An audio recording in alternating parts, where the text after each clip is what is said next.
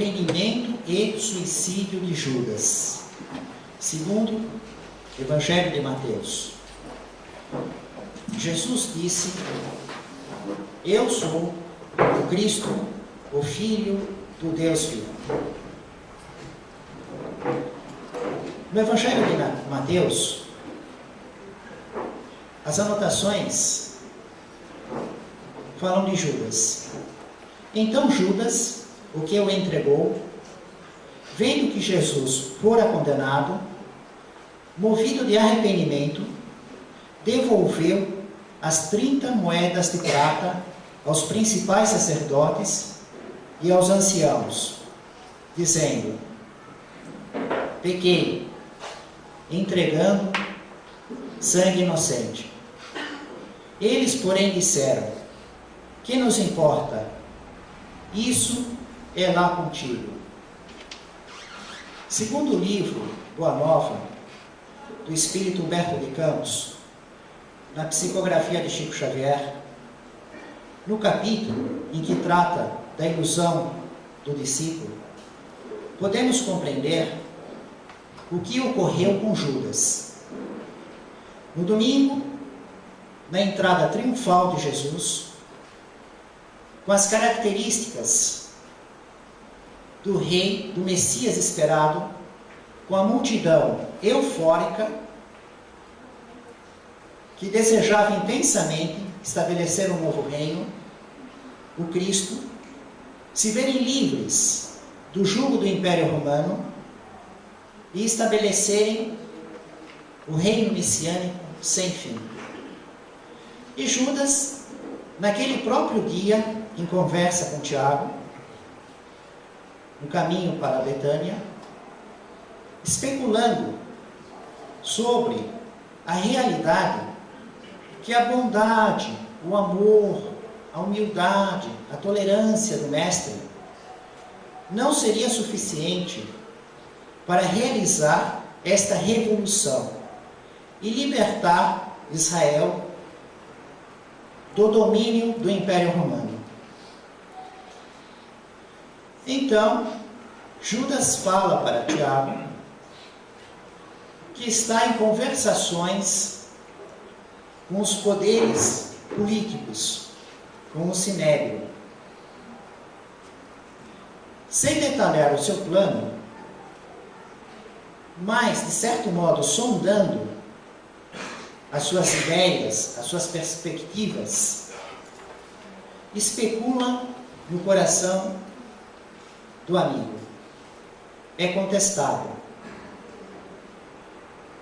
No entanto, ele não desenvolve os detalhes do plano com Tiago, mas no livro Boa Nova, temos o esclarecimento que ele compõe com o Sinédrio uma circunstância de prender Jesus, ele, o próprio Judas, ser instituído como chefe de um partido político dos seguidores de Jesus.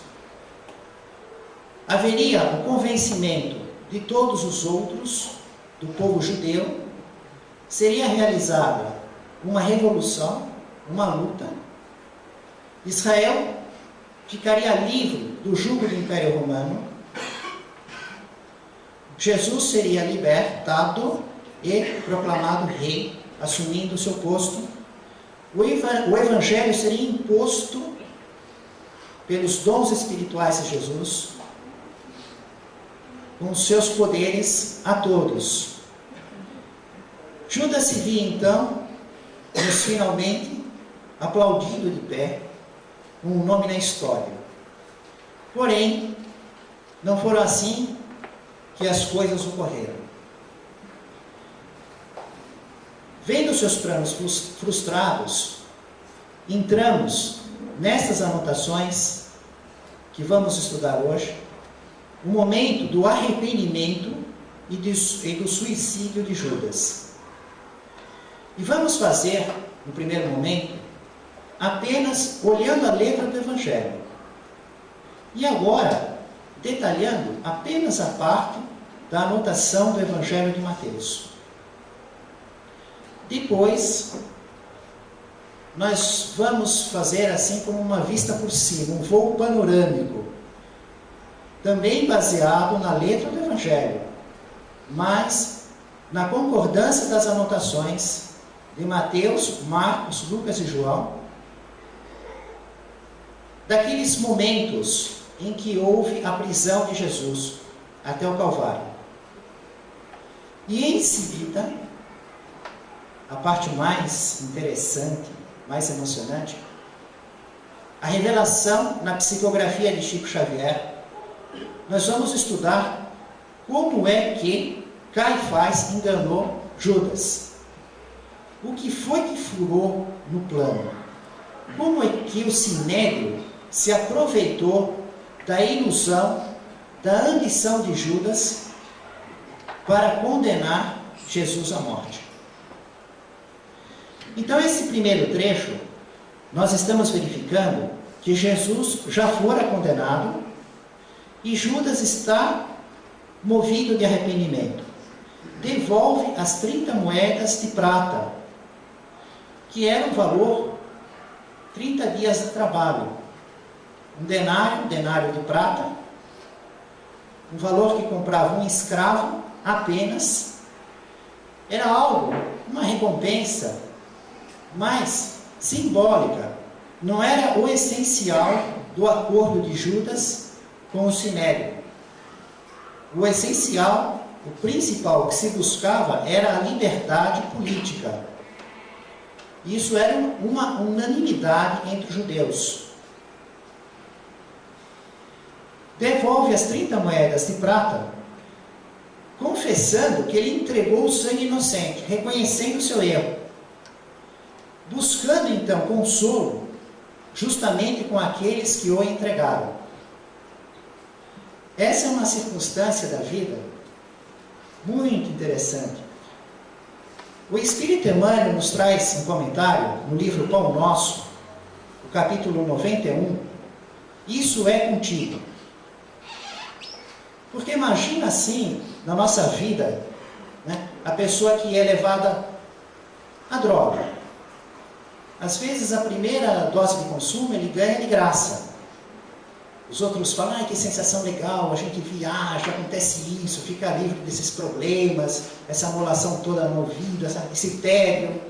Promete 1000 coisas, oferece de graça, segunda, depois custa um pouquinho, depois vai, cria dependência, arruína a saúde, arruína o relacionamento, às vezes ganha até uma arma para assaltar e pagar o traficante. E quando a pessoa está sem a saúde, danificado de uma tal maneira o corpo espiritual e o corpo carnal, tendo então que ter uma solução a longo prazo, às vezes nem naquela vida é possível, numa ruína de relacionamento familiar e social, aí ela vai procurar a pessoa que criou aquela ilusão, que deu a primeira dose de graça. Como é que ela é tratada? Isso é lá contigo. Emmanuel nos faz ver que a maldade humana é sempre cruel, pois se já é maldade, já são maus espíritos, e quando estão encarnados são maus homens, e que o erro, nessas condições, nos isola. Isso não precisa explicar, né? Se a pessoa está aí, qualquer um de nós, contem os seus amigos, faz uma listinha, quantos amigos eu tenho que eu posso pedir dinheiro emprestado, né? Certos favores de ficar com o filho, com o neto no fim de semana, né? Certos trabalhos, né? Pensa assim, se você ganhar na Mega Sena acumulada, quantos amigos você tem? Faz uma fila de amigos. Né? Mas se você estiver na desgraça, fica no hospital, precisa fazer um rodízio para te visitar. Então, Emmanuel nos faz ver que a vitória, ela por interesse, né? Aparece um monte de amigos, de companheiros, de tal, toda aquela circunstância. Porém, o erro nos isola. Quando reconhece o equívoco do cérebro ou do coração, volta-se ansioso para os conselheiros da véspera. Mas o mundo inferior, refazendo a observação a Judas, exclama em zombaria: quem nos importa? Isso é contigo. Então a criatura é levada ao sofrimento enorme pelo mundo inferior. E quando ela está nesse sofrimento, se ela se volta àquele conselheiro, aqueles que criaram a ilusão, ele é recebido com zombaria. E é o que ocorre exatamente no Sinédrio. Eles, porém, então ele, lançando as moedas de prata no templo, Judas, saiu e foi enforcar-se. Nós já estudamos que ele se enforca depois de Jesus expirar na cruz. Está no mesmo capítulo, no mesmo livro. Porque Judas alimentava a esperança de que Jesus reagisse. E ele não conseguia compreender como ele estava permitindo todo aquele espetáculo sangrento, as coroas de espinhos, os açoites. Ele que tinha visto Jesus com seus poderes inexplicáveis, transformando pães e peixes, dominando fenômenos da natureza, o vento, curando cegos, paralíticos, leprosos, conhecendo o pensamento de todos, como ele permitia que aquelas circunstâncias estivessem ocorrendo como estavam. Então ele aguardava pelo céu aberto, pelos anjos, por uma providência inesperada, como tantas outras ele presenciara. Mas não ocorre. Ele vê Jesus expirar na cruz. E é um local fácil de ver até hoje. É como se fosse no Rio de Janeiro o Cristo Redentor. Porque, embora o Gólgota fica fora da cidade, fica fora mais perto, e num lugar muito alto. A pedra daquela parte, assim, daquela plataforma do Cristo tem 15 metros de altura. Está lá até hoje, a pedra é visitável por baixo, tem um vidro. Tem 15 metros de altura, a pedra em cima de um lugar alto. Então, em qualquer lugar que você está, na cidade antiga murada, você vê, hoje se vê a Igreja do Santo Sepulcro. A monumental construção da Igreja do Santo Sepulcro. Mas, na época, o local já servia de exemplo para todos. Ao longe, se via, no livro Há 2000 anos, Lívia, a mulher do senador Públio Lentulus, que é o espírito Emmanuel, guia do médium Chico Xavier, né? Ela que foi interceder pela vida de Jesus com Pôncio Pilatos e não teve êxito, ela via ao longe. Bom, os principais sacerdotes, recolhendo as moedas, disseram: não é lícita lançá-las ao tesouro do templo, porque são preço de sangue. Tendo deliberado um conselho, compraram com elas o campo de um oleiro para a sepultura dos peregrinos estrangeiros. Por esse motivo, até hoje, aquele campo é chamado Akeldama, que quer dizer campo de sangue. Nós estudamos muitas vezes como os judeus possuem preconceito em relação ao sangue, a impureza do sangue, impureza ritual, alimento com sangue, porque eles pensavam que a alma estava encarnada no sangue. Inclusive, dentro da própria natureza, no sangue da mulher, existiam todos aqueles rituais de purificação, aqueles períodos que tinham que ser observados para entrar no templo, para estar em relação com Deus. E esta moeda, esses 30 moedas de prata que ele devolve ao templo, pelas leis, a Torá, os 613 mandamentos escritos, mais a lei oral, era inadmissível que ela fosse aceita. Então, o que eles iam fazer com uma moeda que tinha poder de compra, mas que não podia ficar de doação para o templo?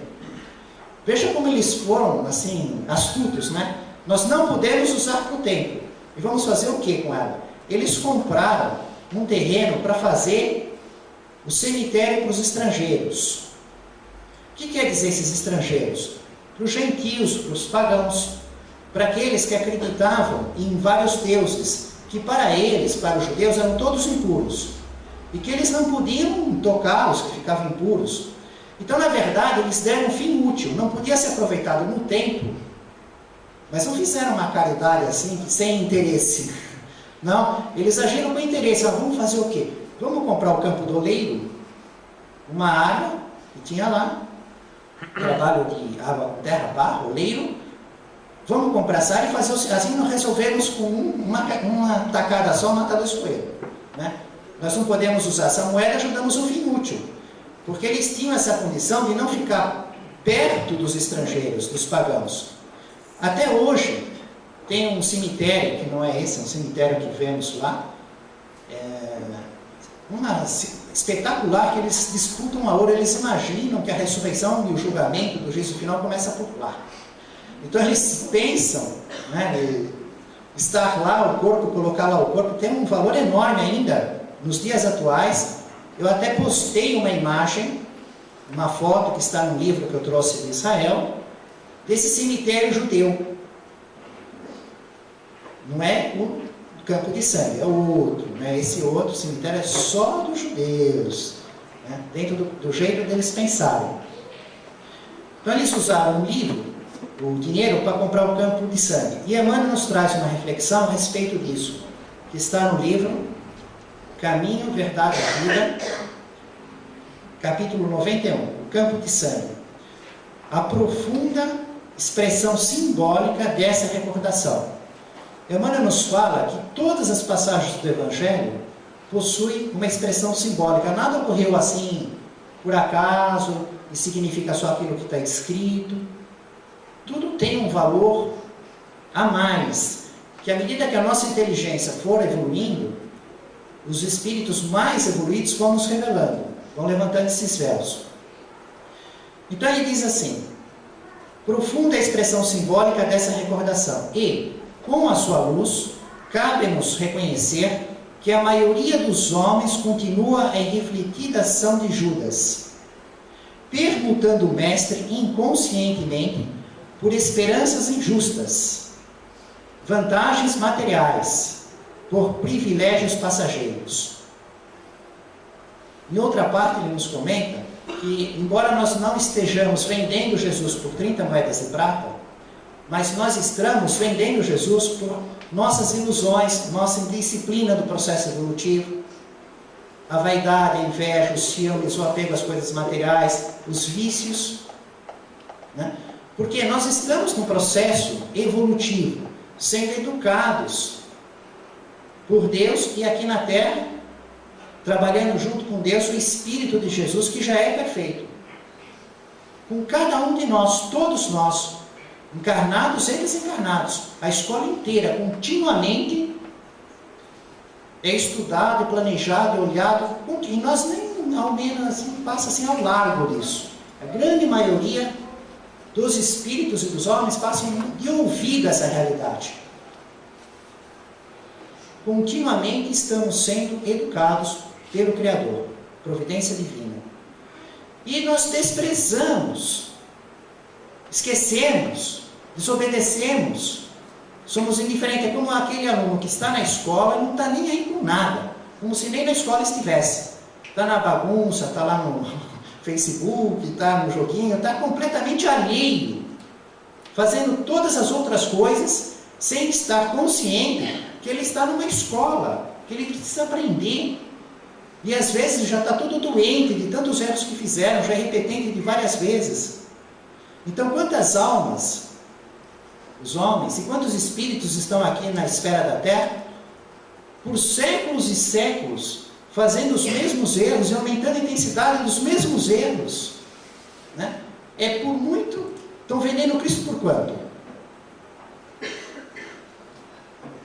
O que é isso? Essa rebeldia à própria evolução, ao desenvolvimento das virtudes, à fixação das imperfeições morais, ao afastamento da luz. Simbolicamente, Emmanuel diz que é a permuta, a troca inconsciente. Não é que ele chegar, eu quero trair o Cristo, eu não quero dar bola para Deus, não. Mas de manhã, ao dormir, do berço ao túmulo, ele vive fazendo o que gosta, correndo atrás dos prazeres, das satisfações, da vaidade, do poder, da ambição, completamente indiferente à sua realidade. Eu sou espírito, estou na personalidade X. Tenho direito dos prazeres materiais dentro do uso, não do abuso. São secundários e passageiros. Em primeiro lugar, o mandamento que Deus ensina por Jesus. Amar a Deus de todo o teu coração, de toda a tua alma, de todo o teu entendimento, de toda a tua força. O segundo, amar o próximo como a si mesmo. E todo o mais depende disso. Então as riquezas materiais e os prazeres, os usos e frutos da terra dependem, não é que não podem, mas dependem desses dois primeiros. Como Jesus disse, e toda a lei e profeta, porque eram 613 mandamentos escritos, mais a lei oral. Todo o resto que não eram esses dois dependiam desses. E isso é para o nosso dia a dia. Então Emmanuel diz aqui no símbolo, né, que nós vendemos Jesus. Bom, não é por 30 moedas, mas é por o quê? Vício da bebida, da droga, da inveja, da posse material. Isso vai servir para comprar, né, as moedas compraram o quê? O cemitério chamado Campo de Sangue, porque era sangue inocente. Por essa permuta que nós fazemos, por esse vício, por esse erro, nós estamos comprando as nossas expiações.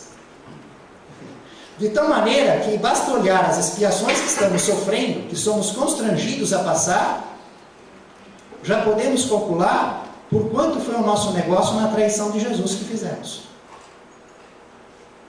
É uma regra matemática, apresentada por Emmanuel. Não troque o Cristo por um punhado de cinzas misérrimas. Às vezes a pessoa troca por um poder, por um algo material, vai durar poucos anos, não vai proporcionar aquilo que estava pensando, cria uma ilusão enorme, na hora que ele está na posse daquilo, né? Aí desmorona tudo, não é nada do que se esperava, e vira cinzas misérrimas. Valores eternos por valores transitórios. E Emmanuel é muito forte nessa troca, né? Ele disse que quem troca os valores eternos que pertencem ao espírito por valores transitórios, eles vão ter que ficar com a carne sangrenta. Né? Eles vão ter que viver de carne sangrenta. São imagens muito fortes que servem de advertência e estímulo para mexer na nossa posição, né? O que eu estou fazendo na vida, como eu vivo, o que eu faço, com que eu me relaciono, o que eu busco, como eu vou dormir. Vocês sabem que durante o sono do corpo, o espírito, o corpo espiritual, o perispírito, se afasta e vai viver uma vida social. Pode ser só matar o tempo, pode ser buscar mais vício, vampirismo, pode ser visitar um ente querido. Existem 1000 possibilidades, né? Mas como é que nós vamos dormir? Simplesmente o corpo exausto, dorme com a televisão ligada?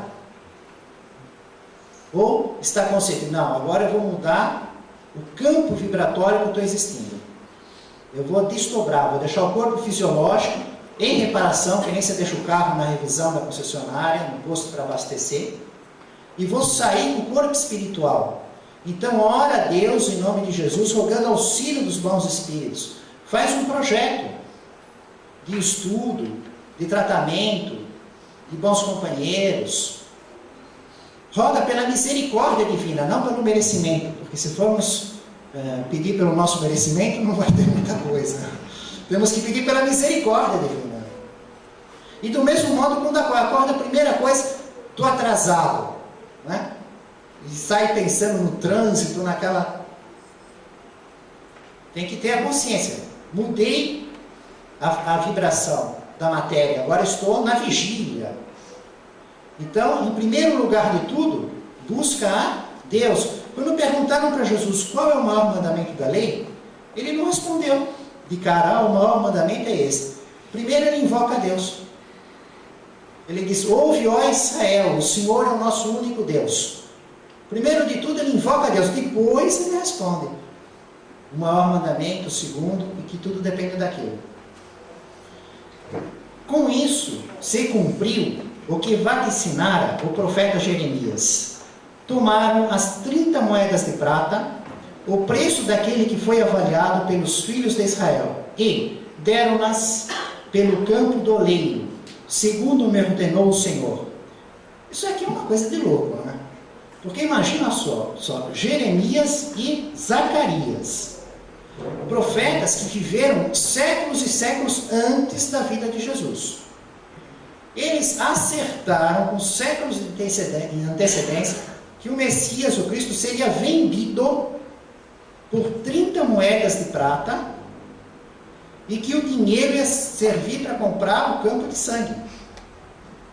Ora, quem de nós é capaz de imaginar o que vai acontecer daqui a séculos com uma pessoa, se ela vai ser vendida, traída, como o preço daquilo, 30, lá na profecia de séculos antes, não está 29 moedas, 31, aproximadamente 30, não, 30 moedas de prata, séculos antes, na profecia, vendo o que ia acontecer com a vinda do Messias. Séculos depois se confirma. E o destino do dinheiro, a ação de ser preso, traído, o preço e o destino do dinheiro. É algo que mostra a superioridade, o cuidado que os espíritos tiveram para planejar a vinda do Messias. Detalhadamente planejado, sem obrigar ninguém, tirar o livre-arbítrio de ninguém, mas conhecendo a reação, o coração das pessoas, dos espíritos que estavam dentro do drama. Como nós, de certo modo, dentro da nossa possibilidade, podemos também fazer alguma previsão.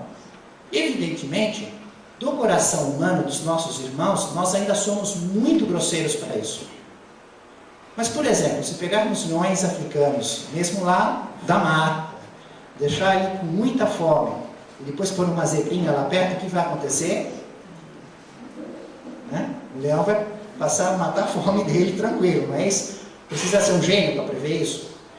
Só que a nossa capacidade de entender a vida dos animais e o instinto deles ainda é muito pequena em relação à capacidade do Espírito de Jesus compreender os nossos pensamentos e sentimentos e reações.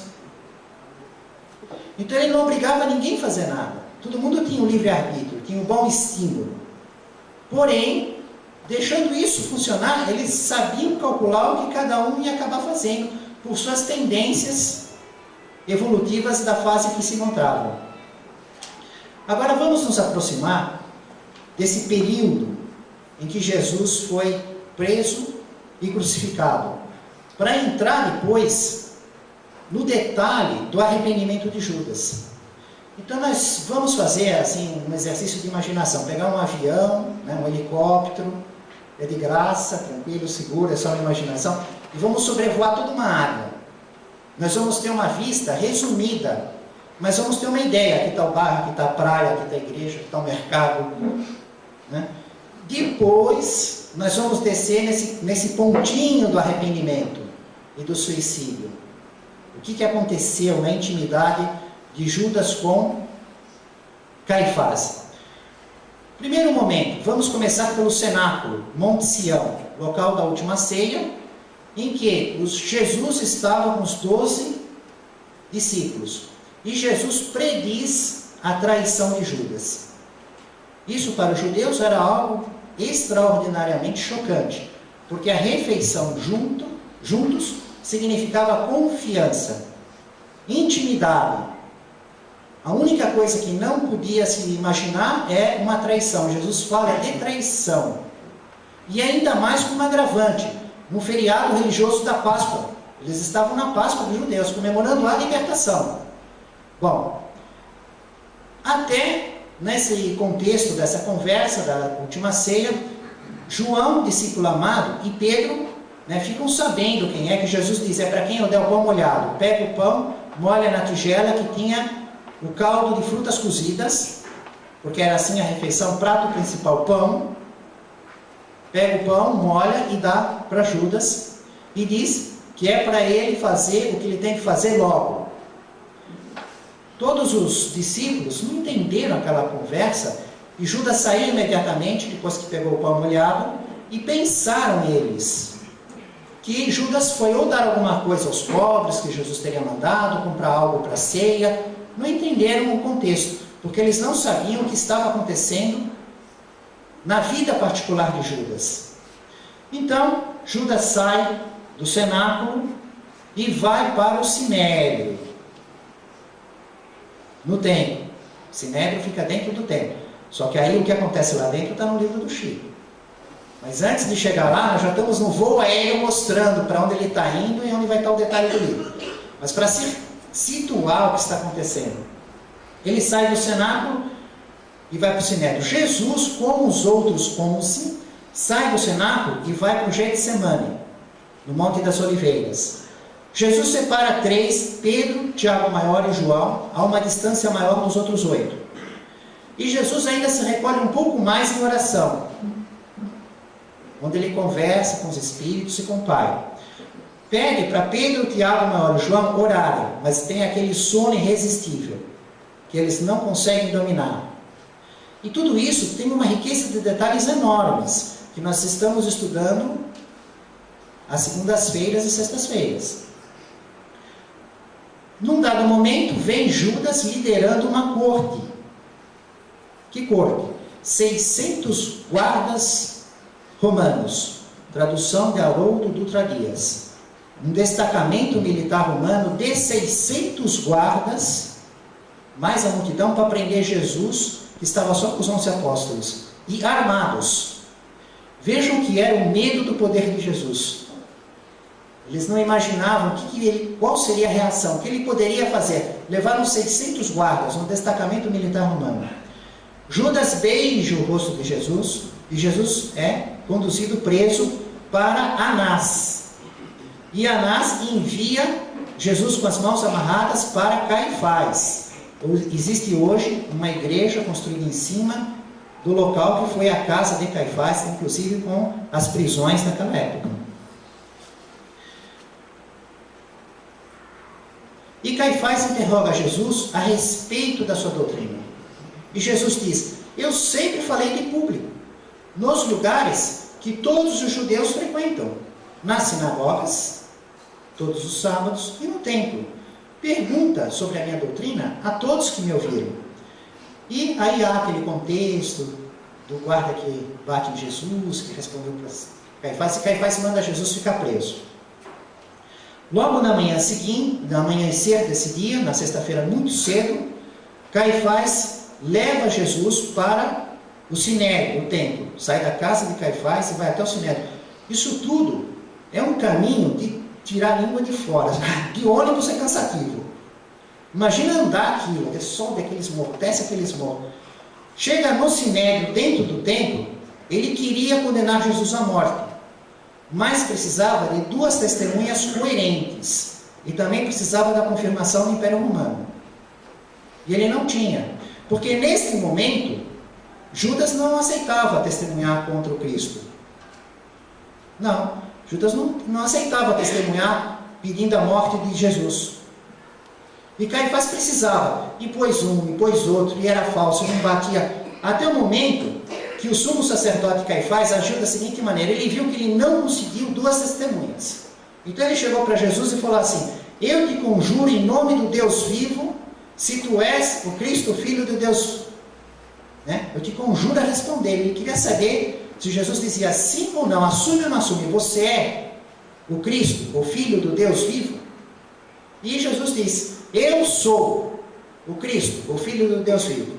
Aí ele tem uma condição de mandar matar Jesus para os judeus.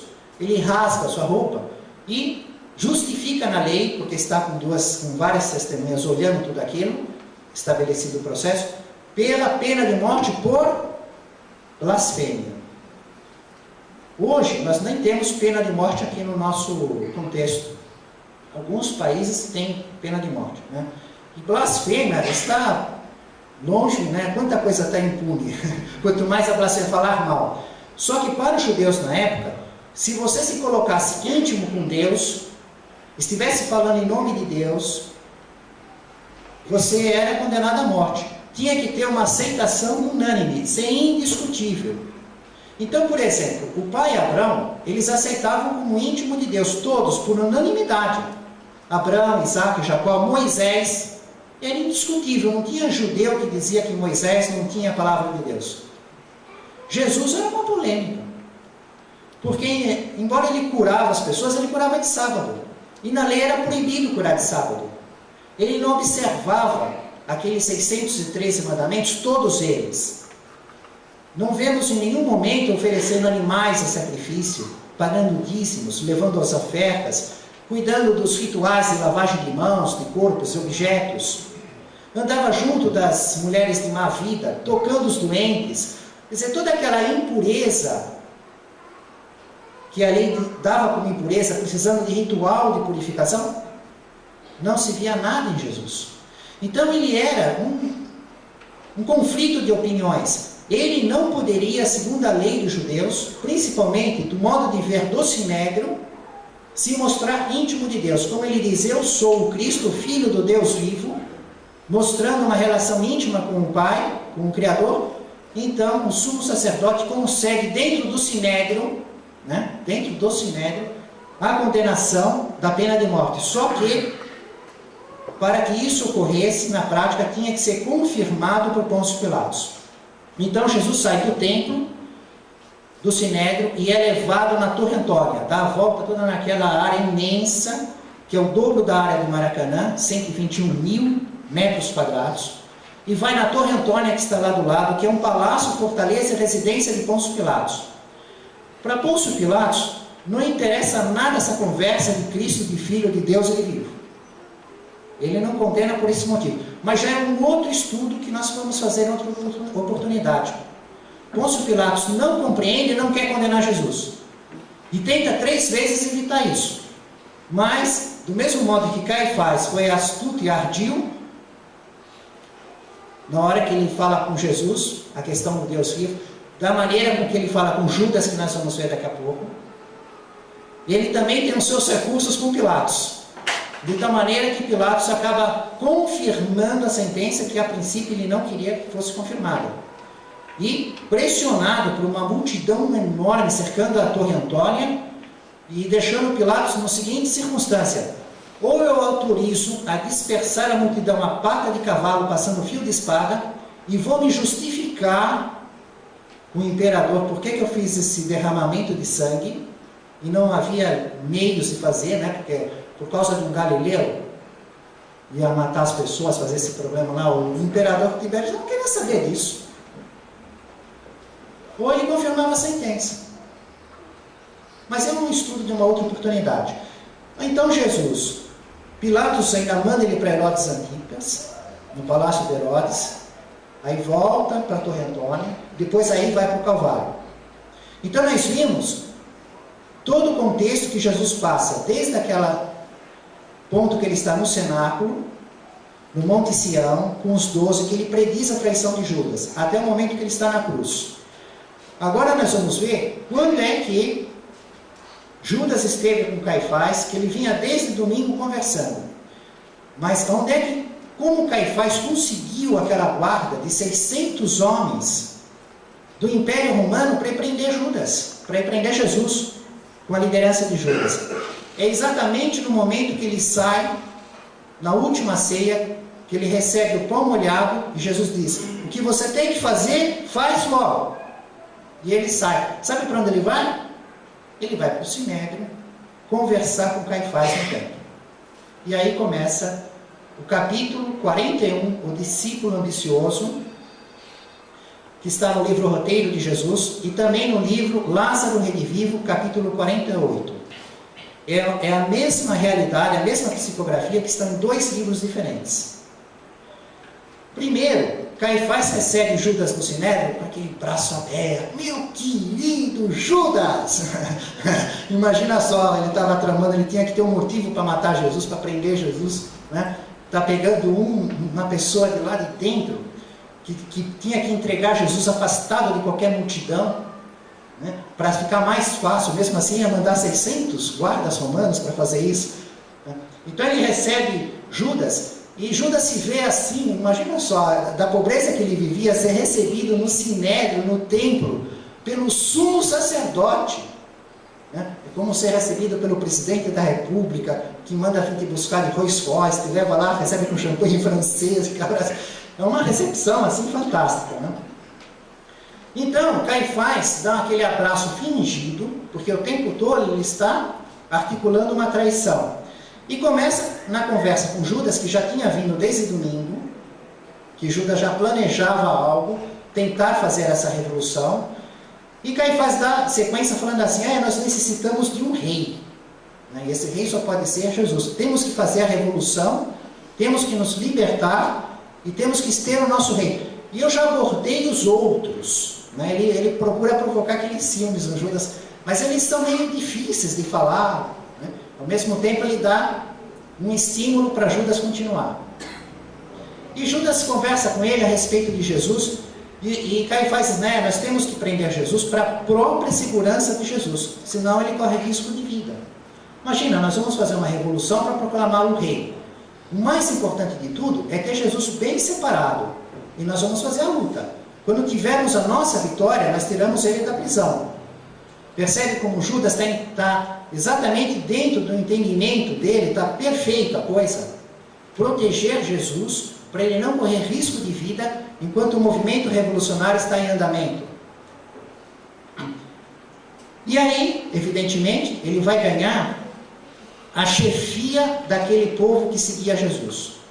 Então ia ter um novo partido dentro do Sinédrio, daquela multidão dos outros apóstolos e da multidão que seguia cegamente Jesus, e o chefe seria Judas, tendo cargo e sendo reconhecido no Sinédrio, e ele passaria a mandar dali para frente. Inclusive ele iria liderando toda a guarda romana para prender Jesus. Então Judas dentro de si está nas nuvens. E aí ele precisa fazer a documentação. A documentação naquela época não é como hoje nós temos escritura, em cartório, em registro, não. Embora eles também escreviam, tinham os escribas, tinham essas circunstâncias. Mas o que era sine qua non era ter duas testemunhas. Então Caifás diz assim, olha, para eu ter mandado falar com os romanos e conseguir mandar prender Jesus, nós vamos fazer o documento, eu preparo as perguntas, você não precisa pensar em nada, é só responder sim.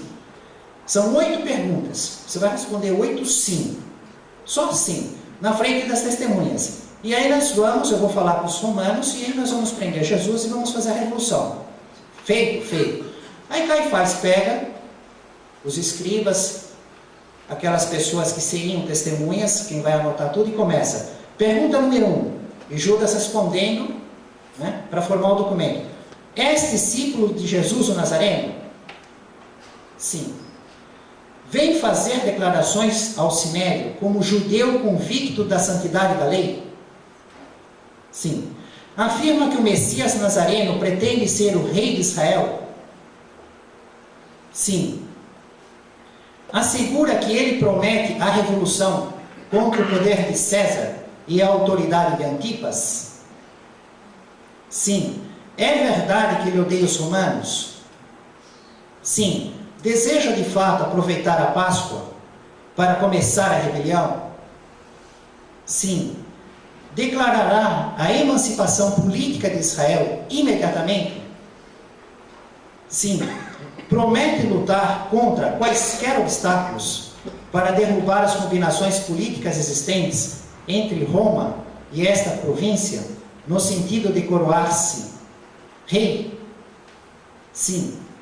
Então Judas responde sim a essas perguntas, ele pega esse documento, deixa Judas de lado, vai até o Império Romano, combina com eles, interpretando aquilo de modo claro, Ele vai dizer que ele é um homem tremendamente perigoso e que ele vai prender Jesus para levar processo contra Pilatos. Ele engana Judas. Ele faz Judas fazer esse documento na frente dos judeus, só que ele usa esse próprio documento, na frente, que ele faz com Judas no Sinédrio, deixando Judas à parte, ele usa para expor o conteúdo desse documento com os romanos, motivando então um pedido de prisão para investigação dentro do Sinédrio. Que é onde ele vai depois entrar naquele diálogo que ele precisava de 2 testemunhas para condená-lo à morte, e não tinha, e ele disse então para Jesus: tu és o Cristo, o Filho do Deus vivo? Jesus diz que sim. Então ele consegue condenar Jesus por blasfêmia dentro do Sinédrio. Mas o documento que ele consegue para prender Jesus, mandar prender junto com os romanos, quer dizer, para os romanos ele está como se estivesse defendendo os interesses do imperador, do César e do Herodes Antipas. Precisava prendê-lo para fazer verificação. Por isso que ele consegue a guarda de 600 soldados. E aí então ele passa a Judas, ele traz essa guarda. Judas não sabe do que ele falou com os romanos, ficou à parte disso, ele só fez o testemunho perante os judeus, ele não sabe o que Caifás falou com os romanos. Caifás traz a guarda e diz para Judas: bom, agora você manda, conduz eles até onde está Jesus e traz ele preso, para ficar preso na casa de Caifás, para depois de manhãzinha voltar para o Sinédrio, né? Ir para o Sinédrio, para fazer aquele julgamento que ele consegue a condenação da blasfêmia, para levar para Pilatos, para depois, por outros recursos, ele conseguir convencer Pilatos a confirmar a sentença. E é nesse momento, Judas vai iludido, vê Jesus preso, vê Jesus na casa de Caifás, e aí começa a mudar tudo, né? Porque em vez de Judas observar o movimento dele receber o cargo, como foi prometido, ser investido como chefe, ele vê a dispersão dos seus colegas, vê que ninguém dá nenhuma atenção para ele, vê que não recebe cargo nem poder nenhum. E depois ele vê Jesus ser conduzido para o Sinédrio, e em vez de ele estar procurando fazer o partido e a revolução para se libertar do Império Romano, ele assiste o tempo inteiro Caifás procurando duas testemunhas para matar Jesus. Isso que ele observa. Ele percebe que ele caiu numa armadilha. Não era para isso. Era para fazer a revolução e se libertar do Império Romano. E Caifás aí então, mudando completamente, fazendo um processo, querendo a morte, a pena de morte, a cruz para Jesus. Não conseguindo testemunha, porque ele aí não testemunhava mais, ele já tinha caído em si, estava arrependido, ele consegue pela blasfêmia, leva até a Torre Antônia e consegue a confirmação de Pôncio Pilatos, usando mais um ardil. Quando ele viu que tudo isso acontece, nesse momento, ele volta no Sinédrio, Judas, para falar com Caifás, percebendo que ele tinha sido enganado, arrependido. Inclusive, a letra do Espírito Emmanuel, que tem compromisso com a realidade, ele diz que Judas se pôs de joelhos perante Caifás, chorando convulsivamente. Que não foi assim, ele foi, falou qualquer coisa, jogou as moedas, não. Ele foi lá, ele queria impedir a crucificação. Ficou de joelhos, chorando convulsivamente, e aí é que Caifás disse: sei lá contigo. No entanto, coisas transitórias. Os valores eternos estão nas nossas almas, trazidas pelo Mestre Jesus. Crucificar o corpo, e o Espírito continua trabalhando pela nossa evolução, nos fazendo lembrar sempre: Jesus é o Cristo, o Filho do Deus vivo. Família espiritual de Jesus, no caminho do reino dos céus, em nome do Mestre Jesus, louvado seja Deus.